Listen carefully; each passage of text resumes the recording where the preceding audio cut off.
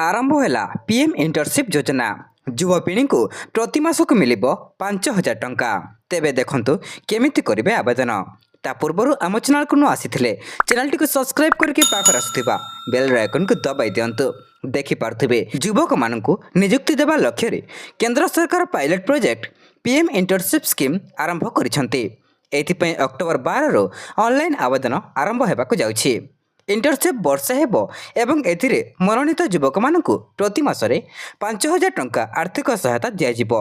यह व्यतीत निजे इंटर्नशिप आरंभ कले 6,000 टंका प्रदान कराजिबो। अर्थमंत्री निर्मला सीतारमण तांको बजेट भाषण समय रे एही योजना विषय रे सूचना दैछंती।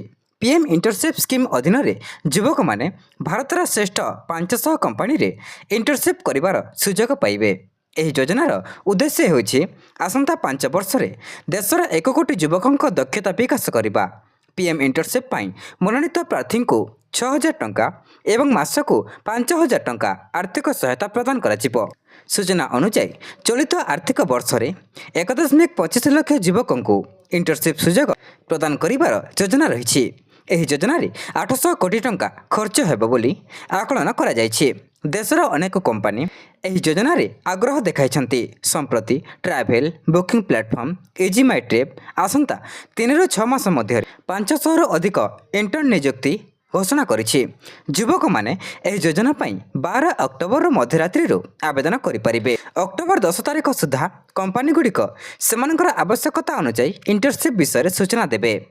ତେବେ ପିଏମ୍ ଇଣ୍ଟର୍ନସିପ୍ ପାଇଁ ଆଗ୍ରହୀ ପ୍ରାର୍ଥୀମାନେ ଅକ୍ଟୋବର 12 ମଧ୍ୟରାତ୍ରିରୁ www.pminternship.mca.gov.in ୱେବସାଇଟ୍ରେ ପଞ୍ଜୀକରଣ କରିପାରିବେ। संक्षिप्त तालिकाभुक्त प्रार्थी तालिका अक्टोबर 26 सुधा कंपनी मानक दिज्व। विजय दशमी दिन यह पोर्टाल रे पंजीकरण आरंभ हेब। वर्तमान पर्यंत यह योजन 111 कंपनी अंशग्रहण करिसेंती। यह व्यतीत महाराष्ट्र उत्तर प्रदेश तेलंगाना गुजरात राज्यगुड़िक मध्य रहिसेंती। तेबे एमिति अपडेट पाई आम चैनल को सब्सक्राइब करंतु।